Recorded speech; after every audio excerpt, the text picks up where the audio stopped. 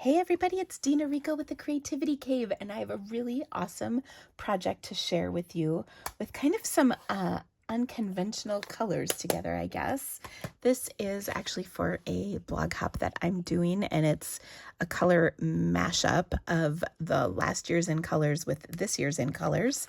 So I'm kind of excited to share with you my card.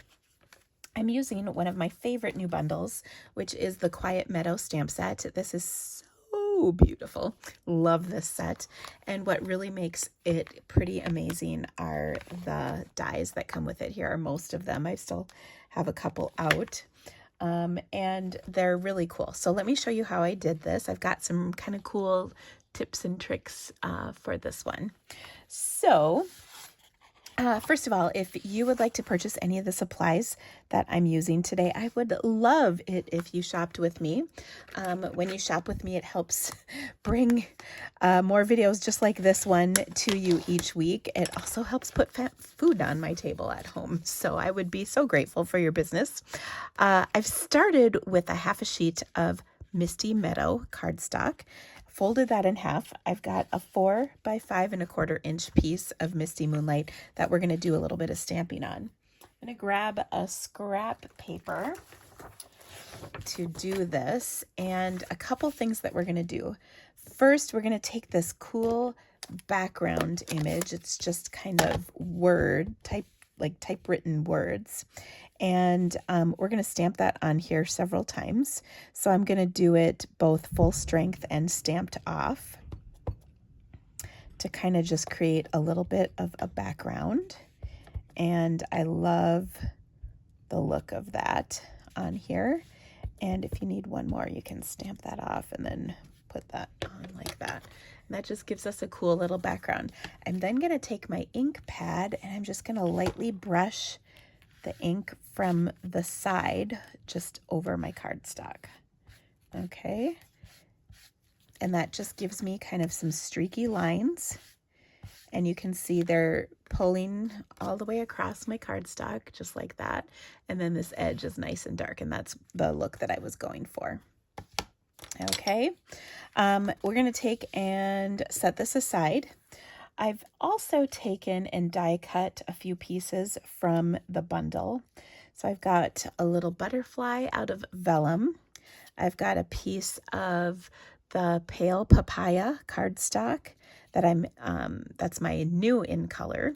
And then I've taken some of the Pale Papaya DSP from this DSP pack. That's a 6x6 package of DSP in the new in colors, and I die cut this flower image. I'm going to flip that over and I'm going to add some dimensionals to the back so we can pop this up on our card. I'm going to do one regular dimensional and then I'm going to fill the rest in with some minis. I love minis because they can kind of get into these little nooks and crannies that the regular ones can't, or you have to kind of mess around with trimming them down, and this is just so much easier. So we'll get a few of those on here like so. That's probably good. Maybe one more up here. And then we're going to add this to our card. I really love Pale Papaya. I'm struggling with choosing a favorite for this year's in colors. I really like the Pale Papaya, but there's a lot of great colors this year. Okay, so I'll just position this up here. And you know what? I'm going to do this. You'll laugh at this. I huffed on my stamp, and I'm stamping it once more up there. Stamped off, just, to fill out the background. Okay, so that looks great. And then I'm going to add my sentiment. The set comes with some nice sentiments. So I like thinking of you. That's always a good card to have on hand. So I stamped thinking of you in the Misty Moonlight ink onto this little label. Next up, I am going to flip this over and pop it up. We're going to pop it right up over the stem, kind of the base of the stem like that. And I just love the contrast of these colors on that Misty Moonlight background.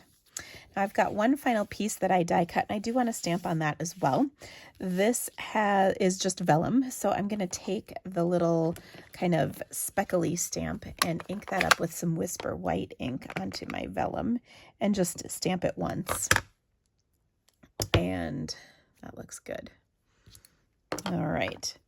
Now I'll adhere this with a glue dot onto my card, and what I like to do is set it on there and then put the backing down and then kind of push it into the glue dot to make sure it sticks, and then we'll pick it up, and I'm going to kind of bend the leaves to give it a little dimension, and then we'll just adhere it, and I keep playing with which direction to put it, and I don't like it there. I'm going to move it over just a little.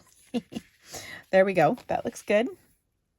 Now I took some of my elegant faceted gems, and I've got a bunch of these colored ones, and I think they're perfect for Pale Papaya. So I'm really excited because I feel like I'm going to use all these up coming up with this new Pale Papaya color. But isn't that just perfection? And they almost have kind of a bluish backgroundy hint to them, so I think these are perfect. There's clear ones and kind of pearlescent-y ones that come in the rest of the package. So I think this is awesome.